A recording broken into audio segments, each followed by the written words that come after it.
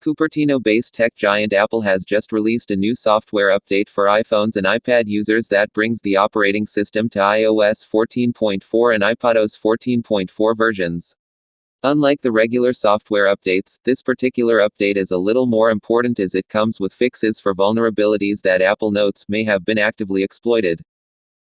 Under kernel updates, Apple states that a malicious application may be able to elevate privileges, and under WebKit updates, it says a remote attacker may be able to cause arbitrary code execution.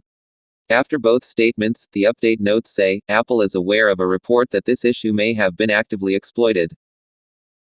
While with these statements Apple has acknowledged the presence of a lapse in the previous version of the operating system, it doesn't reveal all the details such as how many users have been affected and what the attackers have been using them for. A report by The Verge further explains that an application being able to elevate privileges means that it could do things it's not supposed to be able to do, implying that a malicious app could have bypassed some of Apple's security protections. As for the WebKit exploit, the report explains, a remote attacker being able to cause arbitrary code execution means an attacker could do things on your phone just from you visiting a website they control. In its support document, Apple said additional details would be available soon.